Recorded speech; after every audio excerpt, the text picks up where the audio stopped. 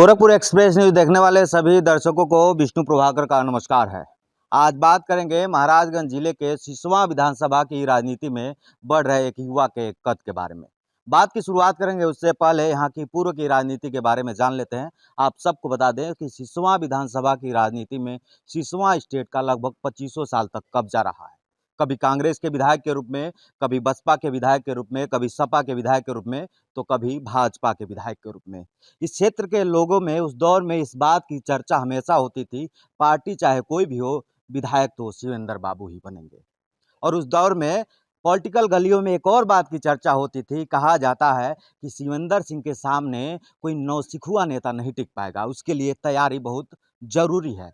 उस दौर में एक 30 साल का युवा अपने राजनीतिक सफर की शुरुआत करता है ब्लॉक प्रमुख प्रतिनिधि के तौर पे। साल था 2011।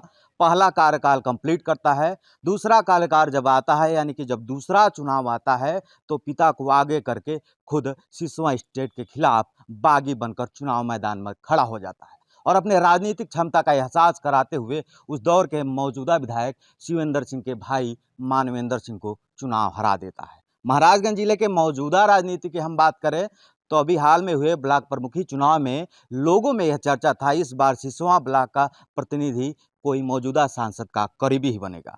लेकिन जब रिजल्ट सामने आया तो बातें सब अलग थी। उस युवा ने अपनी राजनीतिक क्षमता का दोबारा एहसास कराते हुए अपने समर्थित कैंडिडेट को निर्विरोध ब्लॉक प्रमुख बनवा दिया। नाम धीरेन्द्र प्रताप सिंह उर्फ धीरू बाबू हमारे साथ खास बातचीत करने के लिए मौजूद है। चलिए बात करते हैं। सर, सबसे पहले तो बधाई और बहुत बहुत स्वागत। नमस्कार। गोरखपुर न्यूज़ के सभी दर्शकों को मेरा सादर प्रणाम और आपको भी धन्यवाद बधाई देने के लिए। अभी हाल में हुए चुनाव में काफ़ी गर्मा गर्मी थी। लोग कह रहे थे कि सांसद जी का करीबी कोई ब्लॉक प्रमुख बनेगा, लेकिन आपने क्या जादू मंत्र कर दिया, पहले ही बता दीजिए। जनता का विश्वास था और अपने ऊपर भी विश्वास था। हम लोगों ने जो पिछले 10 सालों में जो काम किए हैं, उससे आशा थी कि हम लोगों की ही जीत मिलेगी। अच्छा, जनता पे विश्वास था, अपने पे विश्वास था। अब हम बात कर लेते हैं सिसवा विधानसभा की राजनीति। सिसवा स्टेट का दशकों तक कब्जा रहा है। आप युवा नेता हैं, यंगस्टर हैं और तमाम युवा अब राजनीति में कदम भी रख रहे हैं। मैं ये कह सकता हूँ कि ये भी कार्यकाल तीसरा जो है आपका ही है, तो एक बड़ा अनुभव है आपके साथ। क्या कुछ तैयारी है सिसवा ब्लॉक को, सिसवा विधानसभा को डेवलप करने के लिए? सरकार की योजनाओं को सबसे पहले तो हम चाहेंगे कि अच्छे से लागू किया जाए। जी, सरकार द्वारा हमेशा समय समय पर नई नई योजनाएं लागू की जाती हैं और हमारा अनुभव है, 10 साल का मेरा अनुभव रहा है, वो निषाद जी के साथ रहेगा। जी। और बाकी चीज़ें जो हैं वो 5 साल में आपको फिर दिख जाएगा। जो कार्य हम लोग 5 साल में किए हैं पिछले, वही उसका लगभग दुगना काम हम लोग करने के प्रयास करेंगे। अच्छा, आप ब्लॉक प्रमुख प्रतिनिधि हैं, आपसे एक सवाल मैं कर लेता हूँ। सिसवा ब्लॉक रोड, जी, जी। ये 20 साल पहले से लोगों को चर्चा रहा है और गोरखपुर एक्सप्रेस ने इस खबर को प्रमुखता से उठाया। तो हम क्या माने, अभी इस कार्यकाल में सिसवा ब्लॉक रोड बन जाएगा?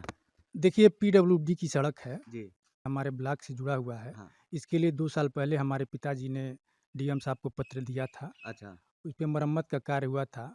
वहाँ की ज़मीनी स्थिति ऐसी है कि बीच में एक पुलिया की ज़रूरत है। अच्छा, वो जब बन जाएगा तो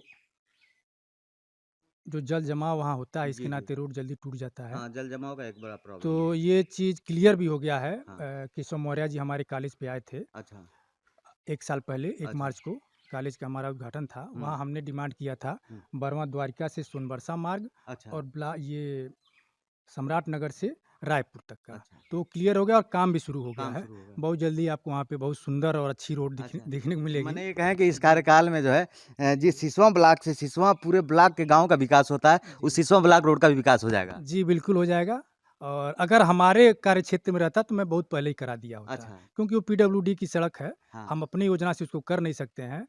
वो विधायक या सांसद के ही प्रस्ताव पे वो काम होना था। फिर भी आपके सामने काम हो ही रहा है। जी। अच्छा, अभी हम रास्ते से आ रहे थे तो अभी आपका भी पोस्टर लगा था मिशन 2022। तो क्या तैयारी है 2022 में, आप भी दाँव लगा रहे हैं विधानसभा चुनाव में? जी, बिल्कुल लगा रहे हैं। अच्छा, अगर जनता का और पार्टी का आशीर्वाद रहा तो लड़ेंगे, टिकट प्रयास करेंगे। बीजेपी से ही चाहिए? जी, जी, जी, अच्छा, जी। तैयारी में है। तैयारी में है, प्रयास करेंगे। जिस तरह से ब्लॉक में हम सेवा किए हैं 10 हाँ, साल, उसके पहले भी 1995 से 2010 तक हम लोग गाँव का सेवा किए हैं। जी, जी। आगे हम विधानसभा में सेवा करें, क्योंकि आपने अभी एक प्रश्न उठाया है, रोड बना नहीं जी, है। जी। रोड हमारे अंतर्गत आया होता तो कब का बन गया होता। अच्छा। तो हम चाहेंगे कि इस तरह का प्रश्न फिर न हो हमारे ऊपर हाँ, हाँ, हाँ। और सारे कार्य हम कर सकें, अच्छा, अच्छा। इसके लिए हम लड़ेंगे। तो क्या कुछ तैयारी है ताकि सिसवा विधानसभा की राजनीति में कहा जाता है ये धुरंधरों का गढ़ है, कभी कोई बाहर से आकर चुनाव लड़ता है और सिसवा स्टेट तो हावी है ही है। तो कैसे टक्कर देंगे, क्या कुछ तैयारी है धीरू बाबू की? टक्कर यही है, सबसे बड़ा दुर्भाग्य ये रहा है कि जो लोग चुनाव लड़ते हैं, इसके पहले के जनप्रतिनिधि जनता से जुड़ते नहीं हैं। अच्छा। जनता से दूर रह जाते हैं, जनता इधर-उधर मारी-मारी फिरती है, काम नहीं होता है उन लोगों का। उसको दूर करने का प्रयास करेंगे क्योंकि हम स्थानीय हैं, लोकल के हैं, जी। हमेशा उपलब्ध रहते हैं। ये सोचकर लोगों ने हमसे कहा भी कि आप आइए आगे विधानसभा में, आप प्रयास करिए। तो लोगों की आशा के लिए हम आगे प्रयास कर रहे हैं। नगर पालिका का भी चुनाव आने वाला है। सिसवा नगर पंचायत से अब नगर पालिका हो गया। क्या नगर पालिका में भी तैयारी है क्या? नगर पालिका विषय में तो अभी हम नहीं सोचे हैं, अच्छा। अभी तो विधानसभा विधानसभा की। की जी, तैयारी। जी। तो हमको ये बताइए ताकि आप युवा हैं और सिसवा विधानसभा के तमाम युवा हैं, उनके लिए क्या सोचते हैं? किस तरह ताकि हर कोई पार्टी का कोई भी प्रत्याशी हो, चुनाव लड़ने के पहले बहुत सारे दावे करते हैं। तो आप एक युवा हैं और मुझे लगता है उन तमाम युवाओं का दर्द समझ सकते हैं। तो युवाओं का सबसे बड़ा प्रॉब्लम है बेरोज़गारी। तो अगर आप विधानसभा में आते हैं तो क्या कुछ योजनाएँ रहेंगी और सिसवा विधानसभा को लेकर क्या विज़न रहेगा आपका? कोशिश करेंगे सिसवा में ऐसा कुछ किया जाए, हुँ। जिसको स्थानीय स्तर पे यहाँ के युवाओं को कुछ रोज़गार मिल सके। बाकी ये सरकार का काम है, हम जीतेंगे, सरकार में रहेंगे तो निश्चित रूप से प्रयास करेंगे कि युवाओं को उनका लाभ मिले उसको हमारे सरकार की तरफ से। सिसवा ब्लॉक प्रमुख के प्रतिनिधि के तौर पे आप सिसवा ब्लॉक को कैसे डेवलप करना चाहते हैं? उसके लिए क्या सोचते हैं? पहले हमारे ब्लॉक को हमारे पिताजी के समय में 2014 में जी। नेशनल लेवल पे पुरस्कार मिल चुका है, अच्छा, अच्छे कार्यों के लिए। आगे भी हम प्रयास करेंगे कि और भी पुरस्कार हम लोगों को मिले। अच्छा। गाँव स्तर पे ताकि बहुत सारे मुझे जो जानकारी है, विधानसभा हो चाहे ब्लॉक लेवल पे, लोगों में जागरूकता की एक बहुत बड़ी कमी होती है। सरकार की तमाम योजनाएँ ब्लॉक द्वारा या फिर विधानसभा द्वारा आती तो हैं, लेकिन कब चली जाती हैं और धरातल पे आती हैं नहीं, ये लोगों को नहीं पता चल पाता है। तो उसके लिए जागरूकता के लिए आप क्या कुछ करने वाले हैं? जी, ये बहुत अच्छा प्रश्न है। हालाँकि अब पहले की अपेक्षा अब इलेक्ट्रॉनिक मीडिया और आप मीडिया के जी। माध्यम से लोगों तक अब बहुत आसानी से योजनाएँ पहुँच रही हैं, लोग जान रहे हैं। उसको हम और ज़्यादा डिजिटल करने का प्रयास करेंगे और ज़मीनी स्तर पे ऐसा करेंगे कि लोग अंतिम व्यक्ति जो है समाज का, उसको सरकार की योजनाओं को लाभ मिले। महाराजगंज जिले में राजनीति की बात आती है तो कहा जाता है एक नाम आता है किंग मेकर यानी पंकज चौधरी मौजूदा सांसद केंद्रीय वित्त राज्य मंत्री। ब्लॉक प्रमुखी के चुनाव में एक और नाम आया है धीरू बाबू किंग मेकर की भूमिका में आप उभर कर आए हैं। तो ये दाव कहाँ से सीखा आपने ये बता दीजिए? अब दाँव की बात नहीं है इसमें, अच्छा।